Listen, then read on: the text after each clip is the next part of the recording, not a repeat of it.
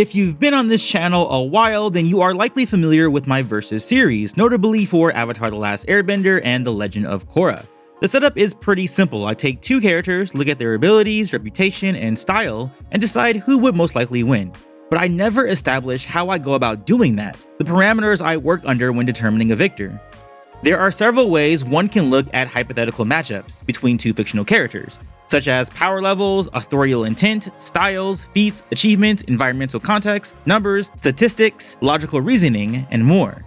For me, this all falls under two major camps of thought: Watsonian versus Doyleist.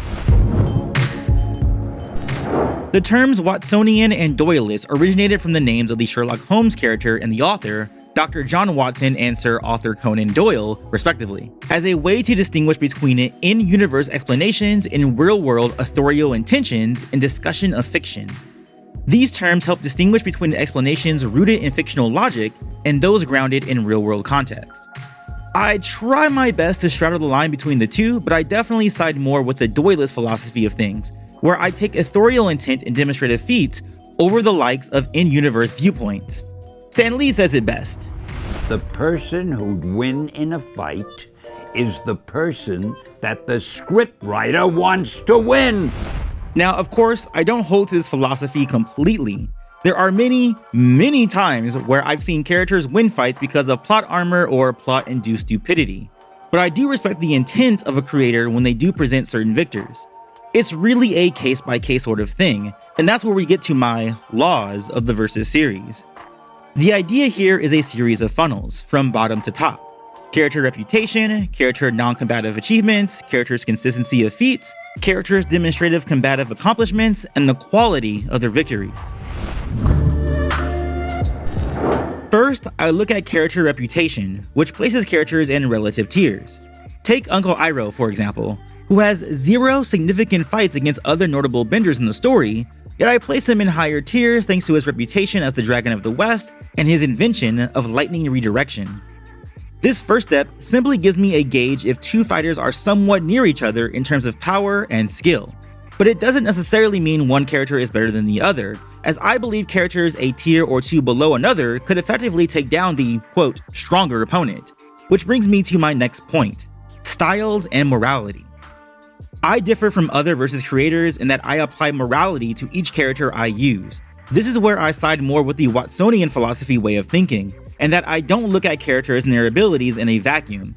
Instead, I look at characters as they appear in their respective shows, their personality traits, their styles. For matchups that are particularly close, where two fighters are nearly on par in terms of power levels, the victor is most often determined by styles. Like, for example, how an airbender like Aang would have an advantage against a blind earthbender like Toph. The issue with using styles as an argument, however, is that it's very subjective, which is why I hold this at the lowest tier of my laws of the Versus series hierarchy.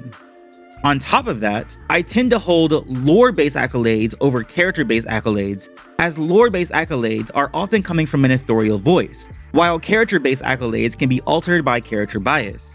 For example, the lore of Avatar holds Ozai as the most powerful firebender, period. Yet, in the opinion of Zuko, his uncle Iroh could take on Ozai. In cases like these, I tend to side with the lore rather than the character opinions, which can be quite fallible. Reputation then rises up to a character's demonstrative abilities as expressed in their non-combative feats, such as Toph lifting the library in the desert, or Kyoshi creating her own island, or Amon creating a massive waterspout. These abilities are great showings, but not always indicative of what a character is capable of doing in the middle of a fight. Many fights in the show are dictated by better positioning, speed, agility, dexterity. Only a few battles in the show, like Unavatu vs Cosmic Korra, are determined by two energy forces getting into a tug-of-war of power. And oftentimes, I'll see fans cite examples of non-combative achievements toward a character's performance in a fast-paced fight, which doesn't really work for me. Now, I should be clear that I don't dismiss non-combative feats. They are very valuable in the same way that a character's reputation is valuable for assessing what relative tier they might appear in. And as I said earlier, some fights are determined purely on forces of will, and certain characters and their styles are more straightforward than others, so it could come down to blows of strength, not unlike the tug-of-war between two bloodbenders. What's more, non-combative feats, which are often more impressive than active fighting feats, are often shaped and funneled by a character's style and morality, like Aang not always being as great as he could be because he often holds back. Keeping style and morality in mind, that funnels to our next law. As discussed in the last section, non-combative feats, or even potential combative feats, can only take us so far. Take Zuko and his mastery of Dragonfire, for example. It should be this extraordinary ability, the most powerful use of firebending, even above the likes of Azula and Ozai. But it amounts to pretty much nothing. My buddy Baby Lion Turtle does a great breakdown here, but the gist is that the ability is a bunch of wasted potential. Plus, Zuko hardly uses the ability even in his old age. Some fans might claim that Zuko's firebending should be top tier because of this ability, but the issues with this is, well, consistency. For whatever reason, Zuko does not use Dragonfire as often as he should, at least not often enough to be considered in a versus matchup, which is all about most likely scenarios, which means we are examining characters and what they are most likely capable of. And in the grand scheme of Zuko, Dragonfire is not a reliable fallback for his character. What I value more is the consistency with which a character can apply their bending abilities. Things like Amon consistently bloodbending without the full moon, or Pali being able to perform combustion bending at a curve at will, or false avatar Yoon being able to mold Earth as though he was a hybrid waterbender. These are things that characters are able to do day in and day out, and it's these showcases of talent that hold more weight when I'm looking at characters side by side.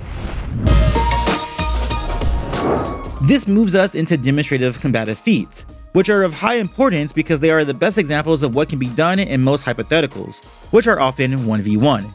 But I break this specific section down into subsets, as there is always a different context to each 1v1 fight. For example, at the bottom of the subset are sparring matches, like what we saw between Toph and Bumi in the comics. Then we have the good old scrap, which is a fight where each opponent is looking to win, but not do serious harm. Think of any fight with Aang in it. Next we have the gloves off fight, where each character is serious with only mild reservations for the harm they might do to one another. This is where most fights will land. And finally, we have the all-out fight, or in other terms, the bloodlusted fight.